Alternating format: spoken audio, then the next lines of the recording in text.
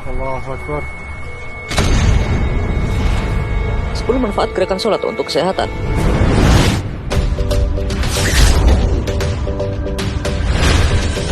Bagi setiap muslim, sholat adalah suatu amalan ibadah yang wajib hukumnya. Ibadah sholat juga merupakan tiang agama yang dimulai dari takbiratul ihram dan berakhir dengan salam. Jika tidak dilaksanakan, maka runtuhlah tiang-tiang itu. Sholat juga merupakan penghubung Tuhan kepada hambanya. Selain sebagai ibadah wajib, ternyata gerakan sholat ini bermanfaat bagi kesehatan.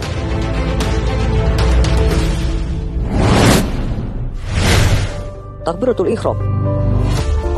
Gerakan pertama dalam sholat adalah takbiratul ihram. Takbiratul ihram adalah gerakan mengangkat kedua tangan sejajar dengan telinga, lalu didekap di depan perut atau bagian bawah dada. Manfaat gerakan ini sendiri untuk melancarkan aliran darah, getah bening, dan kekuatan otot pada lengan. Posisi jantung yang berada tepat di bawah otak menjadikan darah mengalir lancar ke seluruh tubuh. Saat kedua tangan diangkat, otot bahu meregang, sehingga aliran darah dan oksigen menjadi lebih lancar. Kemudian kedua tangan didekapkan di bagian depan perut atau dada bagian bawah. Gerakan ini mampu menghindarkan tubuh dari gangguan persendian, terutama pada bagian tubuh atas. Ruku. Ruku adalah gerakan kedua dalam sholat. Gerakan ruku ialah saat posisi tulang belakang atau punggung menunduk lurus. Bahkan, segelas air diletakkan di atas punggung tersebut tak akan tumpah jika posisinya benar. Begitu juga dengan posisi kepala lurus dengan tulang belakang. Gerakan ruku ini sendiri memiliki manfaat untuk menjaga kesempurnaan posisi dan fungsi tulang belakang sebagai penjaga tubuh dan syaraf pusat. Posisi jantung sejajar dengan otak, sehingga aliran darah akan maksimal pada tubuh bagian tengah. Begitu juga saat posisi tangan yang bertumpu pada lutut. Posisi ini akan merelaksasikan otot-otot bahu hingga ke bawah. Selain itu, ruku merupakan latihan untuk mencegah gangguan prostat. I'tidal. Gerakan bangun dari ruku di mana tubuh kembali tegak setelah mengangkat kedua tangan setinggi daun telinga disebut i'tidal. Manfaat gerakan i'tidal sangat baik untuk pencernaan karena gerakannya banyak melibatkan perut dan organ pencernaan lainnya, sehingga organ pencernaan seolah mengalami pemijatan dan pelonggaran. Sujud. Karena posisi jantung berada di atas otak saat sujud, menyebabkan darah kaya oksigen bisa mengalir maksimal ke otak. Aliran ini memberi efek positif pada daya pikir seseorang. Maka dari itu, lakukanlah sujud dengan tumakninah dan tidak tergesa-gesa agar aliran darah berjalan dengan baik. Gerakan ini juga bisa menghindarkan gangguan wasir dan memperbaiki aliran getah bening. Sujud itu sendiri merupakan gerakan menungging dengan meletakkan kedua tangan di samping kepala, lutut, ujung kaki, dan dahi pada lantai atau sajadah. Kemudian, terkhusus untuk para muslimah, baik sujud ataupun ruku memiliki manfaat yang luar biasa bagi kesuburan dan kesehatan kewanitaan. Duduk. Duduk dalam sholat terdiri dari dua macam, yaitu tahiyat awal dan tahiyat akhir. Keduanya memiliki sedikit perbedaan yang terletak pada posisi telapak kaki. Manfaatnya bagi kesehatan saat tahiyat awal adalah kita bertumpu pada pangkal paha yang terhubung dengan syaraf nervus ischiadius. Posisi ini dapat menghilangkan nyeri pada pangkal paha yang sering menyebabkan seseorang tak mampu berjalan.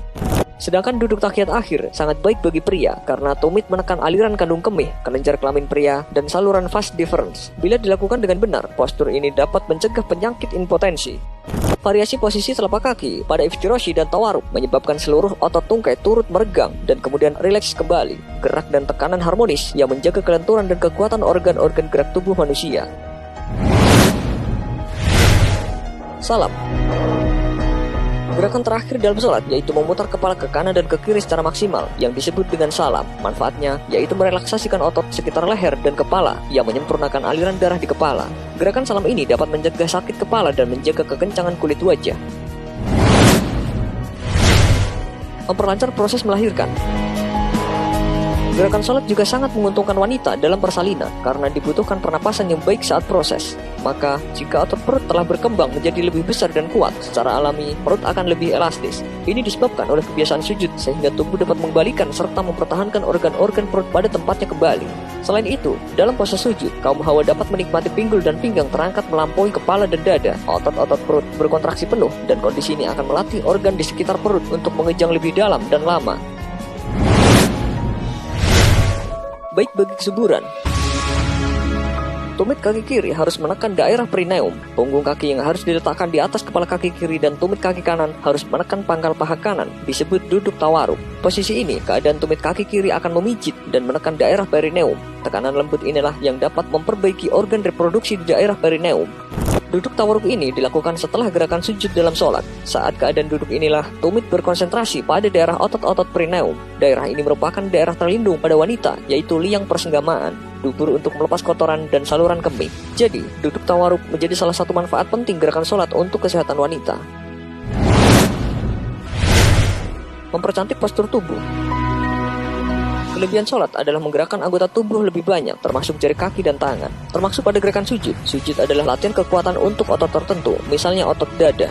Ketika sujud, beban tubuh bagian atas menumpuk pada lengan hingga telapak tangan. Menurut beberapa ahli kesehatan, gerakan-gerakan dalam sholat mirip yoga atau peregangan. Maka, sholat tidak hanya untuk beribadah kepada Allah, tapi juga untuk melenturkan tubuh dan melancarkan peredaran darah, serta memperbaiki fungsi kelenjar air. Meningkatkan kecerdasan. Menurut beberapa penelitian, bahwa gerakan sujud dalam sholat dapat memudahkan pasokan darah yang kaya akan oksigen mengalir secara optimal, karena pada posisi itu jantung tepat berada di atas kepala. Gerakan ini tergolong unik karena pada saat itu kepala manusia benar-benar berada di bawah, bahkan di bawah pantatnya sendiri. Gerakan ini berarti saat menghadap kepada Tuhannya, manusia memang berada di tempat yang sangat rendah. Sujud tumanina dan kontinu dapat memacu kecerdasan, seperti risetnya yang mendapat pengakuan dari Harvard University di Amerika Serikat. Bahkan seorang dokter berkebangsaan Amerika yang tak dikenalnya menyatakan masuk Islam setelah diam-diam melakukan riset pengembangan khusus mengenai gerakan sujud.